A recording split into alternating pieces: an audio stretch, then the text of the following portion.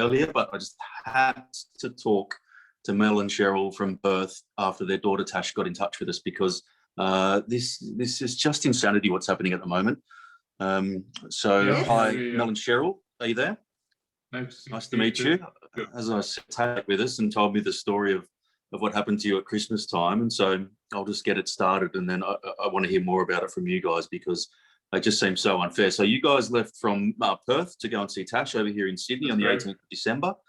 As soon as you got here, basically, they changed the directives and said that you must quarantine when you get back to Perth. So they almost changed it while you were in the air. I mean, that's how unfair it was, that you didn't have a say in this at all. And then back to Perth, when you left from Sydney, they directed you to wear masks on the plane, which you denied because you both have health conditions. Yes. And then what happened? Well, while we were in the air, the head stewardess came and spoke to us and asked us why we're not wearing masks. We told her we had a medical condition. She said, "Oh, that's all right. Do you mind shifting from your current seats?" Because there was 3 in the row. There was another girl there at the window. So we did, yeah, that's okay. So we shifted to the seats in front of us. And then she told us, "I have to inform the pilot, and the pilot is going to inform the police when we land. The police will come and escort you. Please come to the front of the plane when we are alighting." I said, "Okay." So Cheryl and myself went to the front of the plane, and there were about 5 or 6 cops outside to escort us to the arrivals hall. So we had no privacy there. We had no privacy at all, which is absolutely ludicrous. They should have taken us into a separate room. The whole damn world could see that we were being interviewed separately, mind you, separately. They asked us if first they took our temperature, which I presume was normal because they didn't say anything, and then they asked us why don't you want to wear a mask? We said, so we told them we got a medical exemption. Or do you have anything to prove it? I said, no, we don't have anything to prove it, but we know what our condition is. We don't have to disclose it to you. We're telling you we will have a medical condition. And what about do you want to do that test? I said, no, we're not going to do that test, because prior to this, my wife last month and early December, she came back from Victoria after seeing her mother. Traumatic experience on a final COVID test. She had sleepless nights and she was crying. She had a headache for 3 days. So she was absolutely traumatized. So we were not going to do it. So I supported her. I said, no, we're not going to do it. They asked us. Let me just stop you there to recap before we go forward. So you got on the plane in Sydney without a mask on. That's right. Yes. You were on the plane for an hour or 2. Yes. Then the stewardess came up and said, "Why aren't you wearing a mask?" That's correct. Did she offer you a mask? No. She just said, "Why are you on this plane without a mask?" That's right. And then she said, "You have to move, and we've called the police." They requested us to move very politely. We said, yes, we'll move. If that's what you want, we'll move to the front 3 row seats, which separated us from the lady at the back that was in our row. And then the pilot got involved. Yes. And said that because you guys weren't wearing for about 5 minutes with all of us in there. Okay, 5-10 minutes, and then she came up to us and she said, "Cheryl, are you ready? Just get your cases down, and I will take you out, and you will be first to be escorted out. First to be escorted out. The police is waiting for you." There were 5 or 6 police over there waiting to escort us to the arrivals hall. They took our temperature and then they asked us, "Why aren't you wearing a mask?" So we told them, "Would you like to put a mask on now?" We said, "No, we haven't had a mask all throughout the whole journey. Why should we put one on now?" It's so ridiculous. Why should we put one on now? Okay, would you like to do the COVID test? We said, no, we're not going to do the COVID test because I believe we have 48 hours to do that test. They said, no, the 48 hours is only applicable if and when we don't have a clinic at the airport. I said, well, we're not ready to do that COVID test right now as you require us to do. We're not going to do it. And they said, why? And then I explained to them about my wife's traumatic experience prior to us coming back, prior us leaving from Sydney. So they didn't take anything into consideration. They didn't ask us any other questions. They asked us the same question 3 times. So we told them, we are not doing this test and we are not masking up. And not to mention that you'd had the rug pulled from underneath you mid-trip. These weren't rules when you left. They were rules that had changed between the time that you'd left and the time that you'd come back. That's correct. And I don't want to. I'm not going to disclose your medical conditions, but you guys are elderly, and your medical conditions are serious enough to warrant not wearing a mask if that's going to make you feel uncomfortable. And so you are technically and legally exempt, as we all are, but you guys certainly are. Yeah. So they eventually told us that, well, you'll have to quarantine in a hotel. I said, what are you talking about? Why do I have to quarantine in a hotel when I've got a 4-bedroom home waiting for me over there to quarantine in, which my wife had previously quarantined when she came back from Victoria? Why do we have to quarantine in the hotel? I said, who's going to pay for this? I'm not paying for it. I'm telling you now. You've got your body cam. I'm telling you right now to your face, I'm not going to pay for this.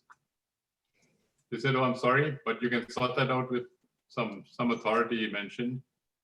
He said, okay, can I please request you, because you have to go into hotel quarantine, to wear a mask just to go to the airport.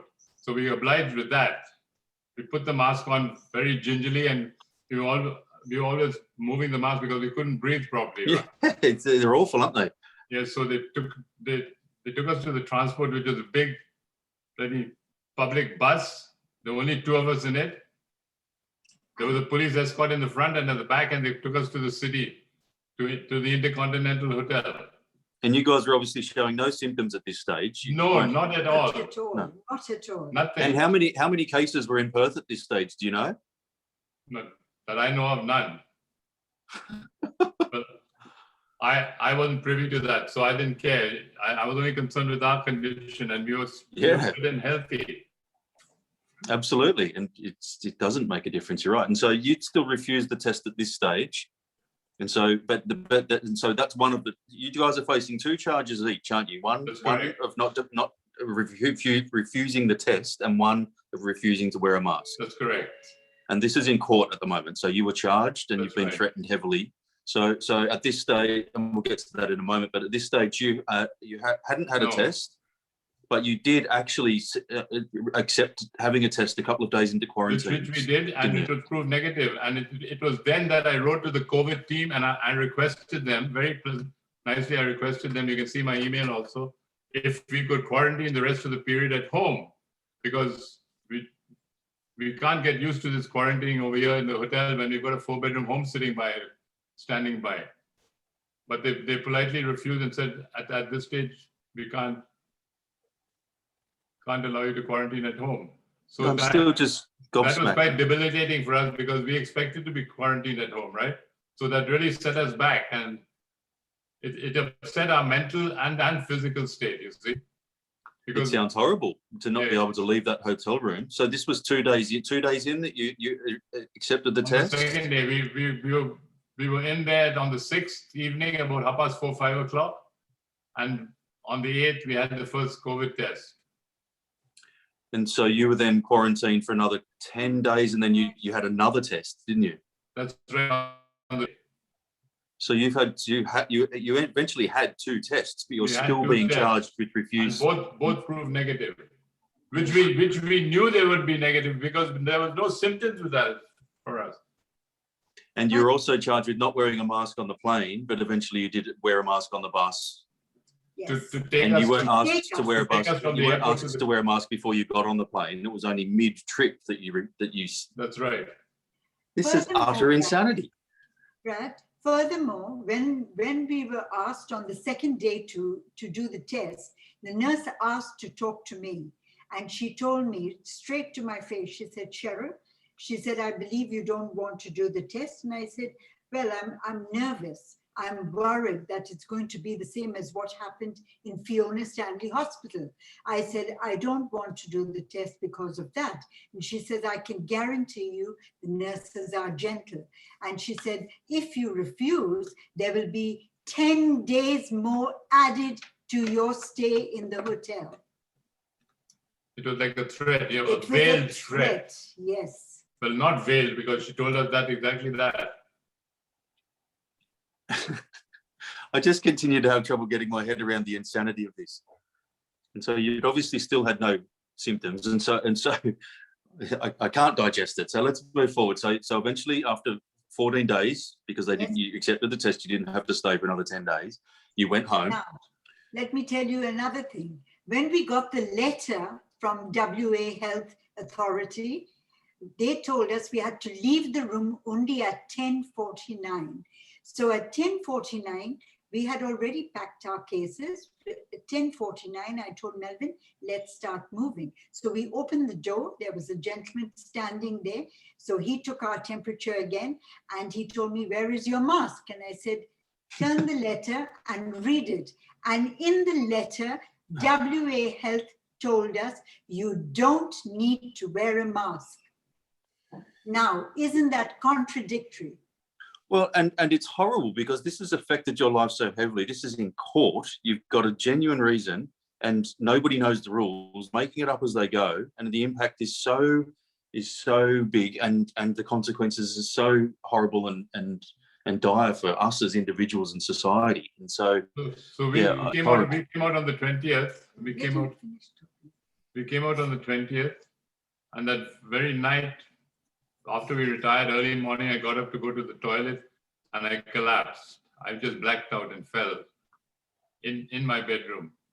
From the stress? I had two more falls for the following hours. I had two more falls. Eventually, we called the ambulance to take me to the hospital because it didn't seem right. It didn't feel right. So I don't know whether all this had culminated in us being quarantined over there and being isolated in a single room, no air to breathe except air conditioning. You couldn't open the window it was all sealed. Did you leave the room for 14 days? 14 days. 14 days. We couldn't even step out the door. No sunlight. And no fresh air. I mean, no fresh air. Prisoners get 1 hour, 2 hours a day to breathe fresh air, and we're stuck in a bloody hotel room with nothing. Just air conditioning. Doing nothing. Yeah, it's ridiculous. Okay. They treated us worse than criminals, honestly, Brady. Oh, it's horrible. I feel sick. Shocking. And so you ended up back in hospital from the stress. Yes. Then you stayed a couple of days in hospital and then went home. For another 14 days I was in hospital. Holy crap! Because you have a reasonably serious health condition at the same time, and so that stress would have impacted that quite significantly. Not to mention being a prisoner. Well, prior to all this, I was fit as a fiddle. I used to play badminton twice a week. I used to go for walks with the dog. And ever since then, I haven't done anything. I can't play. I can't go back into my sport. I had low blood pressure. They couldn't do that. I had atrial fibrillation of my heart. So I was on my back for 13 days. I was discharged on the 14th day. And so when did the police contact you again? No, they haven't. They haven't. When we came back, we found summonses. I must tell you, I've lost my job because of this. Why? Because I worked for the police. She was a traffic warden. I was a traffic warden. And because of this, the sergeant, the hierarchy came and told the traffic warden lady who runs us that she is not to be employed. You are joking me. No, I'm not joking. So there's the bit that we've skipped here. So when were you charged? We were charged on the. Well, you came out on the 4th and 5th. We had summonses in the letterbox, so we were asking us to appear on court on Wednesday. We got it. Wednesday I came out. That same day we picked up the mail, and there were summonses in the mail for us to appear on the Friday, which was the 5th. So the day you got out of hospital? Which was not possible. We were not. It was the day you got out of hospital? Yes. The next day. I got out on the 3rd. No, 4th. 3rd. 3rd. And they asked us to appear on. There was summons for the 5th at 10 o'clock, and there was no way we were going to make it anyway. So you'd spent 2 weeks in quarantine and then gone straight into 2 weeks in hospital to come back to a court summons My wife was to go to court the next day. That's correct. All for just this. Yes. For not wearing a mask mid-flight and for. I'm not doing a very good interview because I'm so gobsmacked and quite speechless and so I just have to keep moving. So you So you contacted them and said, I can't make it to court tomorrow. I've just come out of hospital. Well, I sent an email to the magistrate's court saying we can't appear. They said, don't worry about appearing, because if you're in the lockdown zone, which at that time we were, there's no court hearings. So we will contact you and let you know to give you another date. So they've given us another date, which is Friday the 19th at 10 a.m. Okay. Well, I think it's best if you can. So you've seen a solicitor and she gave you some bad advice from what Tash was saying? Well, she told us to plead guilty. She told us to plead guilty. She said it would be easy for you to, then we can communicate with the officer who has sent you the summons, and we can get, all they want is money. And so if you give them a little money, I guess that's what she said. You'll probably get up with a fine. With a fine. We'll try and do a plea bargaining. So we came back, and after the interview, I spoke to my daughter, and Natasha said, Dad, that's not on. So no, just get rid of the lawyer. So we discontinued her services. We paid her up and discontinued her services, and we're looking for another lawyer at the moment. Yeah, we have to fight this tyranny. We cannot roll over on this. This is too important. It's too ridiculous. And so there's two reasons that I wanted to do this interview. One is to get your story out there so that we can show how utterly ridiculous and how impactful what's happening to our societies, to members of our society. And the other one is to hopefully get the story out there to people who can help you, because you deserve help. You've done nothing wrong. I understand how horrible this must be for you, and hopefully we can get somebody who can at least stand up for what's right at this, because you deserve it. And I guess that's some sort of that would be some sort of solace at the end of this, if you sort of stuck it to the man and charges were dismissed, because this should never have gone anywhere other than you having a lovely holiday with your daughter, getting off the plane, having a nap, catching up with the time difference, and getting on with your lives. And look at what's happening. What I couldn't get my head around was why we were being quarantined in a hotel when we had a 4-bedroom home sitting to be quarantined in. And why were you being treated like criminals? Why were you being treated like criminals? We had no fresh air to breathe. We were worse than criminals. And if you weren't sick before, that would make you sick. That would make me sick, spending 14 days. Now he's got swollen ankles and feet because he lay in bed for so long. But I guess it's the tablets they've given him, which we have to now look into. And he's taking it slowly. I'm dispersing the tablets to him. I've put it on a timer so that we don't, because Parkinson's is such a disease, or it's so debilitating. I've been diagnosed with Parkinson's too, you see. Yeah. And the tablets have to work with that. And what were the tablets they were giving you, sorry? No, while we were in quarantine, there were times that I don't know, I was feeling a bit down. I couldn't remember to take my Parkinson's medication. So whether that had an effect on my blood pressure at the time, which I believe when I was in hospital, they said, if you don't take your Parkinson's at the time, it does have an effect on your blood pressure. So I don't know if that was the cause of it, and all this downside, this pressure on us to conform to something that we hadn't committed, it's horrible. We weren't criminals, so I don't know why we were being treated as such. All we wanted to do was quarantine in our home, which would have been okay. That's the least ridiculous thing that is happening here. I mean, why would you need to quarantine when you're not sick in a city with no cases? That's correct. When the rules have changed since between you left and when you got back. Exactly. Let alone get charged for this, let alone be quarantined, let alone have to quarantine in this. And who did they foot the bill for the hotel? I don't know. No, I told them we're not paying because I can't afford to pay. I'm a pensioner.